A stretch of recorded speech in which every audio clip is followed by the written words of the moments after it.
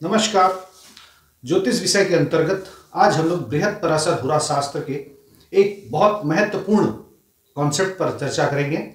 हमने पिछले वीडियो में बालारिष्ट योगों पर चर्चा किया था और बालारिष्ट योगों के अंतर्गत हमने वह योग भी देखे जिनके कारण बच्चे की कुंडली से बने हुए योगों के कारण माता पिता को कष्ट दिखने लगता है, और यह सब बालारिष्ट योगों में ही हमने उसको गिना। इसके बाद इन अरिष्ट योगों का भंग भी होता है, यानी कि अरिष्ट भंगा अध्याय। कई पुस्तकों में जो बृहत पराशर होरा शास्त्र से संबंधित हैं उनमें अध्याय 11 में यह सारी बात बताई गई है जो मैं आज के वीडियो में बताने जा रहा हूं। तो बृहत पराशर होरा शास्त्र में अध्याय 11 अगर आपको जानना है तो वह आज इस वीडियो में मैं एक्सप्लेन कर रहा हूं। इसमें आपको समझना पड़ेगा अरिष्ट भंगा अध्याय का अर्थ यह है कि अरिष्ट भंग हो गया। इसका अर्थ यह है कि बालारिष्ट योग तो बन रहे हैं किसी व्यक्ति की कुंडली में, जिस प्रकार से हमने इसके पहले के योगों की चर्चा की, मगर वो योग बने हुए हैं। इसके साथ साथ जो आज जिन योगों की मैं चर्चा करूंगा, यदि व्यक्ति की कुंडली में आज के बताए हुए योग भी दिख रहे हैं तो यह जान लीजिए कि उसके सारे अरिष्ट समाप्त हो गए, उसके अरिष्ट भंग हो गए। उसको अब अरिष्ट का सामना नहीं करना पड़ेगा, उसको अचानक से किसी भी प्रकार का कष्ट नहीं आ रहा है। यह बात विशेष हो गई। इसमें जो पहला योग आता है सबसे महत्वपूर्ण है बालारिष्ट भंग, यानी कि अरिष्ट भंग में वह आता है जब भी किसी भी बच्चे की कुंडली में बुध, शुक्र और गुरु, इनमें से कोई भी एक ग्रह यदि केंद्र में बैठ गया तो वह सभी अरिष्ट का नाश कर देता है। यह बहुत महत्वपूर्ण सूत्र है, याद रखिए। कोई भी शुभ ग्रह, जिसमें से विशेष यह 3 शुभ ग्रह हैं, बुध, शुक्र और गुरु, इन 3 शुभ ग्रहों में से कोई भी एक ग्रह यदि केंद्र में जाके बैठ जाएगा तो वह सभी प्रकार के अरिष्टों का नाश कर देगा और व्यक्ति को अरिष्ट से मुक्ति दिलाएगा। इसी प्रकार से जो दूसरा बहुत प्रमुख योग है वह है गुरु बली होकर के लग्न में बैठा हो।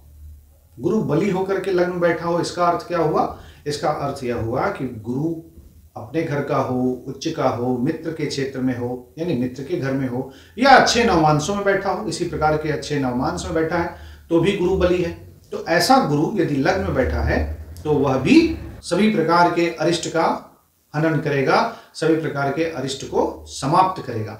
इसके बाद तीसरा जो बहुत महत्वपूर्ण योग आता है वह आता है कि लग्नेश बली होकर के यदि केंद्र में बैठा हो। किसी भी बच्चे की कुंडली में यदि आप लग्नेश को बली होकर के केंद्र में बैठा हुआ देखेंगे तो यह जान लीजिए कि वह सभी प्रकार के अरिष्टों का नाश करेगा। ठीक। इसके बाद जो अगला बहुत महत्वपूर्ण योग है वह यह है कि शुक्ल पक्ष हो और बच्चे का रात्रि में जन्म हो। शुक्ल पक्ष हो, रात्रि में जन्म हो और लग्न पर शुभ ग्रहों की दृष्टि पड़ रही हो। ऐसे कालखंड में भी आप देखेंगे कि जो बच्चे पैदा होते हैं उनके जीवन में अरिष्ट का नाश होता है। यदि कोई अरिष्ट है कुंडली में जो पहले बताई गई थी तो उन अरिष्टों का फल यहां पर शून्य हो जाएगा, ऐसा समझना चाहिए। इसी प्रकार से एक और आता है जो अरिष्ट भंगा अध्याय है उसमें कि कृष्ण पक्ष में जन्म हो मगर दिन में हो। पहला था शुक्ल पक्ष में रात्रि को जन्म, यानी कि शुक्ल पक्ष है, रात को चंद्रमा दिख रहा था। अब कृष्ण पक्ष में जन्म हो गया, तो कृष्ण पक्ष में जन्म हो गया तो दिन का जन्म जब होगा, यानी फिर चंद्रमा आपको उदित गोलार्ध में जब दिख रहा होगा, उस समय आपके लिए समझ लीजिए कि एक प्रकार से बहुत ही अच्छा है, वो अरिष्ट का नाश करता है। मगर यहां पर भी कंडीशन लग जाती है कि लग्न पर शुभ ग्रह की दृष्टि हो। लग्न पर शुभ ग्रह की दृष्टि होगी तो ही वो कार्य करते हैं। इसके बाद एक बहुत महत्वपूर्ण योग है, बड़ा स्पेसिफिक सा योग है कि यदि तुला लग्न हो और सूर्य 12 में बैठा हो तो व्यक्ति 100 वर्ष जीता है। तुला लग्न की कुंडली के लिए स्पेशल एक अरिष्ट भंग याद रखना चाहिए कि तुला लग्न हो और सूर्य 12 में बैठा हो तो यह व्यक्ति को 100 वर्ष की आयु कर देता है, शतायु कर देता है। इसी प्रकार से यदि कुंडली में मंगल और गुरु की युति हो या एक दूसरे को कहीं से देख रहे हो तो मंगल और गुरु की युति होने के कारण या मंगल और गुरु की दृष्टि संबंध होने के कारण कई प्रकार के अरिष्ट का नाश हो जाता है। इसी प्रकार से एक अरिष्ट योग हमने देखा था कि किसी भी बच्चे की कुंडली में चौथे या 10वें में अगर पाप ग्रह बैठे हों तो वह पिता की हानि करते हैं या पिता को अरिष्ट करते हैं। तो इसका भी काट है कि अगर चौथे 10वें में कोई पाप ग्रह बैठा है मगर उसी समय केंद्र या त्रिकोण में यदि शुभ ग्रह बैठते हो, केंद्र में या त्रिकोण, त्रिकोण का अर्थ है 1 5 9 यानी कि प्रथम भाव, पंचम भाव, नवम भाव इनमें, या 1 4 7 10 यानी केंद्र में कोई भी शुभ ग्रह बैठा हो तो यह भी अरिष्ट का भंग करता है। तो आज हमने करीब 8 योगों की चर्चा की जो कि अरिष्ट को भंग करते हैं, यानी कि व्यक्ति के जीवन में जो संकट लिखा था उस संकट से मुक्ति दिलाने के योग हैं, उसकी बात इस वीडियो में की गई और इस अध्याय में लिखी गई है। यह सारे जो योग हैं हमने बृहत् पराशर हुरा शास्त्र के आधार पर आपको बताया है। इसके अलावा और भी अरिष्ट भंग योग होते हैं जो कि अन्य पुस्तकों में दिए गए हैं, उन पर फिर कभी और चर्चा होगी।